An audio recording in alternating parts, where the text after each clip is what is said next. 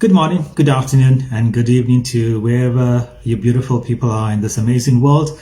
And welcome to Sem-May World News Daily, Bulletin 9, today being the 13th of October 2025. These are your headlines.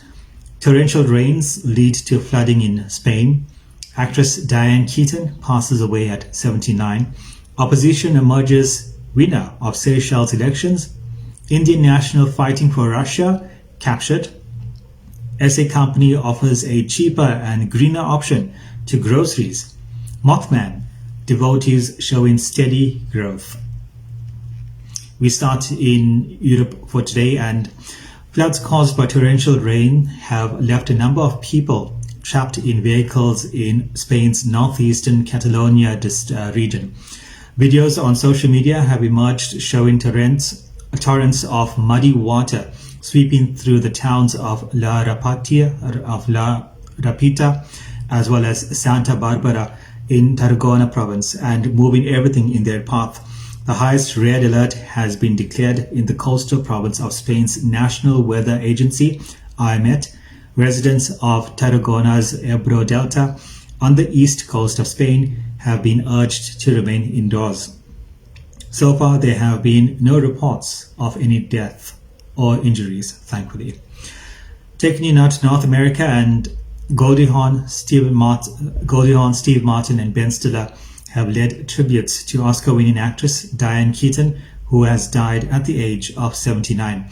Keaton was born in Los Angeles, shot to fame in 1970s through her role as Kay Adams Corleone in the Godfather films.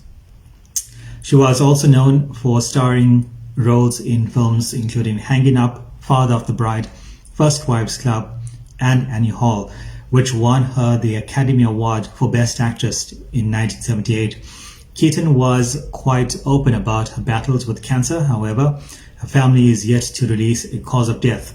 She passed away at home on Saturday, the 11th of October. Taking us to Africa, and Seychelles' main opposition leader Patrick Herminy has won the presidential elections, defeating incumbent Wabel Ramkalawan in a runoff vote. So a runoff vote takes place, it's basically a second round of voting. The voting takes place, and normally when there's a lot of candidates, it normally results in a runoff vote. So it depends as well on majority vote. So there usually is a runoff vote where voting is quite close to each other in terms of winning of votes. So the runoff votes takes place between the two leading candidates. So there may be about 15 candidates that run for elections, and the number of votes that each candidate gets is quite close, especially the top two. And a second round of votes is held, and the winner of that, irrespective of how many votes or how many percent lead they have, wins the election. So this was the case in Seychelles. So Herminy gained 52.7% of the vote compared to Ramkalawan's 47.3%, and this is in the runoff election. In his victory speech, Herminy promised to lower the cost of living, revive public services, and unite the island nation, saying the result marked a new chapter for all Seychellois. It is quite difficult usually for the opposition to win the elections. Most of the time, the ruling party will rule for many years. The president may change, but the ruling party stays in power for many years. So this is a good sign for politics in Seychelles. After losing his bid for second term, Ramkalawan congratulated Herminy on his victory, saying he leaves a legacy that many presidents blush. I'm sure losing power in a runoff vote isn't one of them. Taking us to Asia, and Ukraine has captured an Indian national allegedly fighting for Russian forces, the first known Indian detained in the ongoing war. Sahil Majoti, 22 years old, from the Indian state of Gujarat, went to Russia to study computer engineering 2 years ago.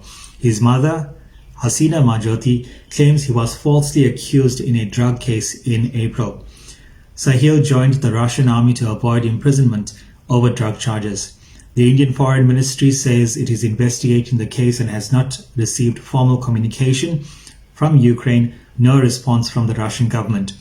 Sahil completed a 3-month language course in St. Petersburg before moving to Moscow for college, supporting himself part-time as a kitchenware courier.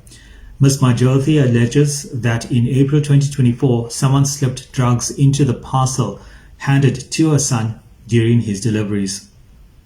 He was detained, held for 6 months, and later sentenced to 7 years in prison. The family hired a private lawyer in Russia to defend him, but they had no idea when or how he was drafted into the military. They only became aware of him being in Ukraine through the viral video. Mr. Majoti in the video says that he was given to choose military services with pay or jail time. He was to serve a year with pay, but has since received no remuneration.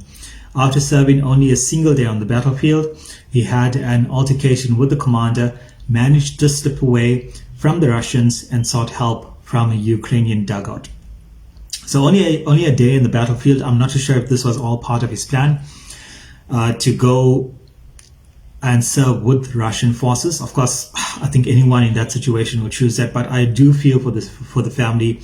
I have myself a nephew that's around the same age, and had he went missing, or if he has to go missing, God forbid, in another country, we will be worried to death. And I can't imagine what the family is going through or what they went through. And I'm sure this is some relief to know his whereabouts at least. And being a very brave young man, I know I'm saying only a day on the battlefield, but being a very brave man. But this also raises so many questions, for him to not someone from a military background, to leave the Russian army undetected, and to approach a Ukrainian dugout also undetected. But he is in Ukraine's captivity at the moment. Not sure whether it was the best of ideas, but because I'm sure suspicions will arise from his association now with the Russian military. But I guess some good has come of it, because his family now know where he is. We'll follow the story, and I'll let you know the update as well. And sounds like pretty much might be some development around this, and may one day make for a good movie story. We'll never know.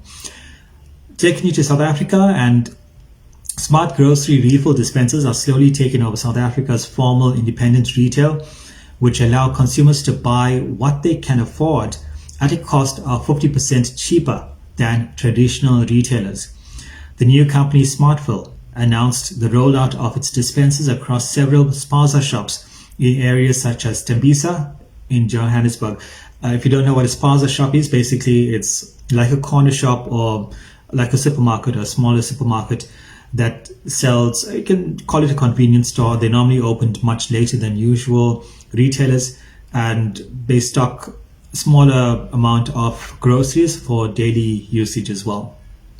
So Smartfill dispensers allow customers to buy trusted brands in the exact quantities they can afford without the extra cost of packaging.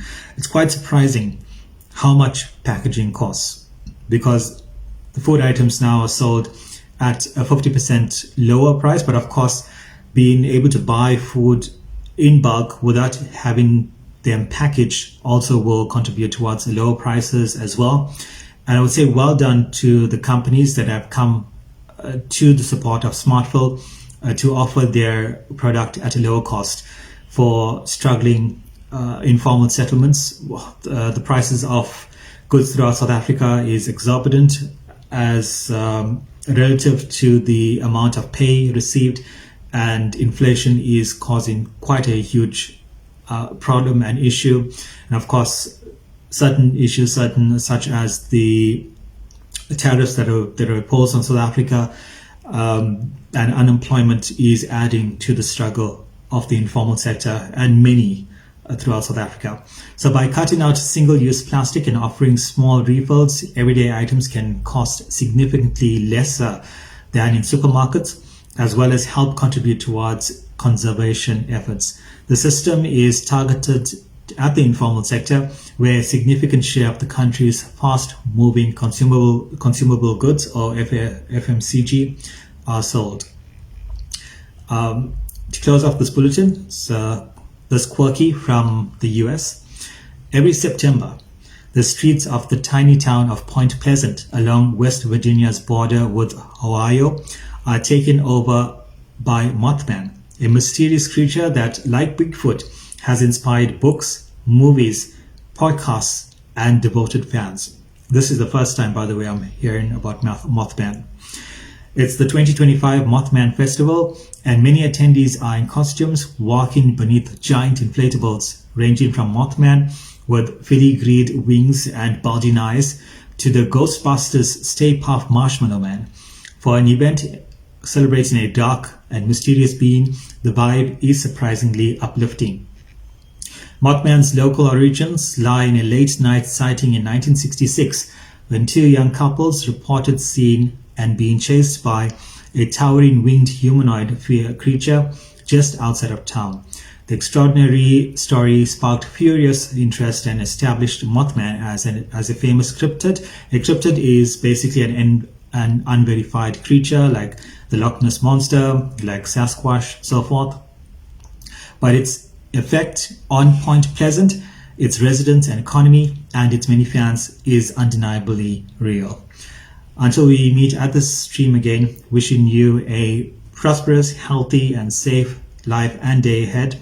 For Sem-May World News Daily, my name is Kaalan Pillay. Sem-May.